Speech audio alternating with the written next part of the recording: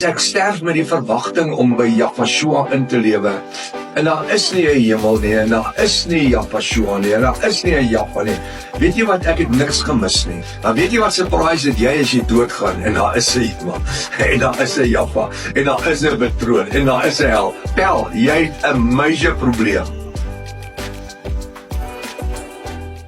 Spreuke 1 vers 11. As hulle sê, gaan saam met ons, laat ons loer op die bloed, mense beseer. Wanneer hy sê, ons loer op die bloed, met ander woorde, hulle gaan uit om mense te beseer. Hulle gaan uit om skade aan te rig. Laat ons die onskuldiges voorlê sonder oorsaak. Kom ek lees die skrifgie. As hulle sê, dis die ongoddelike sê, laat ons gaan saam met ons. Laat ons loer op bloed. Laat ons die onskuldige voorlê sonder oorsaak. So julle wil eintlik vir iemand beseer wat nie nodig was nie.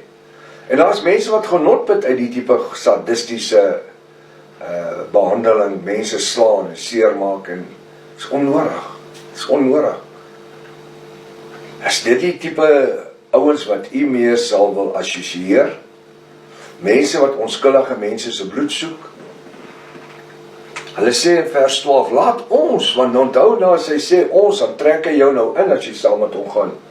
Laat ons hulle lewendig verslind, soos die doderyk, en die gesonde soos die wat in die kuil neerdaal. Koning Salomo skryf 'n verskriklike harde woord hierso. Dit is, hierdie vers 11 en vers 12, het vir my 'n dodelike sadistiese betekenis. Kom ons verniel hulle.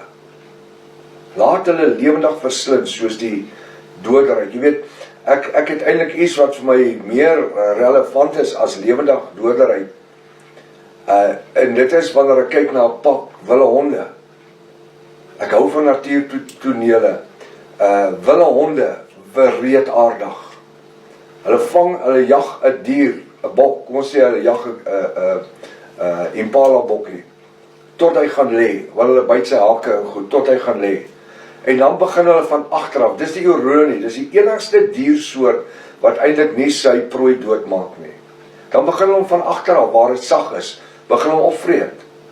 Die bokkie se oors net so, jy kan sien die pyn en die lyding wat hy deurgaan, terwyl hierdie honde al meer en meer die binnegoed begin opvreet, tot hulle by die plek kom waar die hart gevreet word en dan gaan hy dood.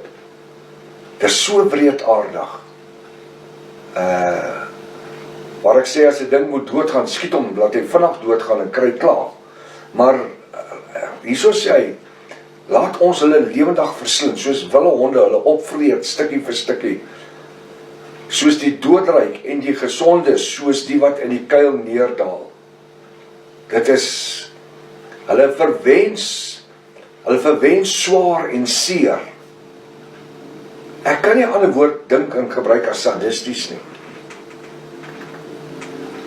Allerhande kosbaar goed sal ons vind.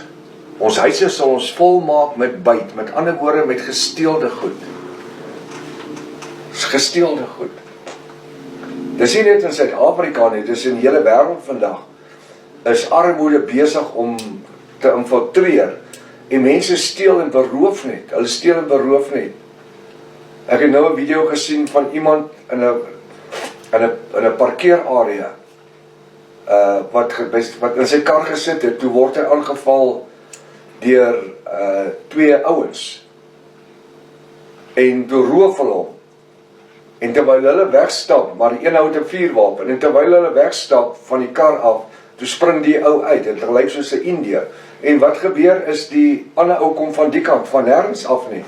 En die hoor hulle 4 skote, pa, pa, pa, pa, pa. Daar lê die ou dood.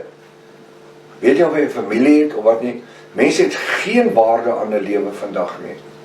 Net vir jou horlosie en jou selfoon, hulle sal jou doodmaak. Ons lewe in, ek wil dit in Afrikaans sê, tannie maak jou oor toe. Ons lewe in bad tye. Maar vir die bruid van Yahshua lewe ons steeds nog in die beste tyd. Hoekom? Want in hierdie tyd van armoede en rooftogte en verkrachtings en moorde en alles, is ons steeds besig om daagliks die koninkrykswerk van Jahwe volgens die bevel van Matteus 28:19, gaan maak en leer, gaan maak en leer, gaan maak disippels, leer hulle, gaan maak doop en leer. Is dit nie wonderlik nie? Dat ons steeds ten koste van alles, dat ons steeds besig is om disippels te maak. Ons maak nie kerkledetalle nie, ons maak nie kerkbanke vol nie. Ons het nie 'n kerk nie, ons het, daar's niks. Ons is besig om die koninkryk vol te maak. En in die manier wat die koninkryk volkom, sien ek hoe dat javiste by mekaar uitkom. Ons kry amper daagliks oproepe van mense vra, waar kan ek in 'n selgroep inskakel? Daar is net nie oor ons selgroepe nie, dis onmoontlik. Dan sê ek, begin jou eie selgroep. Kry iemand wat jy die boodskap, jy hoef nie eers by mekaar te kom om 'n selgroep te hê nie. Jy hoef nie by mekaar te kom nie. Ek weet van pastore wat glad nie selgroepe het nie, maar hy het op sy WhatsApp, het hy 'n WhatsApp groep, wat hy elke dag of tweede dag 'n boodskap uitstuur. Is dit nie wonderlik nie? Hy sê, allerlei kosbare goed sal ons vind, en ons huise sal ons volmaak met byt wat julle gesteel het. Jy sal jou lot onder ons werp, ons sal almal een beer sê. So as jy saam met ons inkom en deel word van dit wat ons doen, hierdie wreedaardigheid, hierdie roofagtigheid, hierdie mishandeling, hierdie vernietiging, soos 'n klomp sprinkane wat oor 'n landery loop, vreet hulle die land op. Jy sal jou lot onder ons werp. Ons sal almal een beer sê, ons sal almal eweveel kry. Nou sê hy in vers 15, my seun, en ek sê my dogter, nou waarsku koning Salomo, hy sê, gaan nie met hulle saam op die weg, en ek sê in hakies van sonde nie. Hou jou voete terug van hulle pad.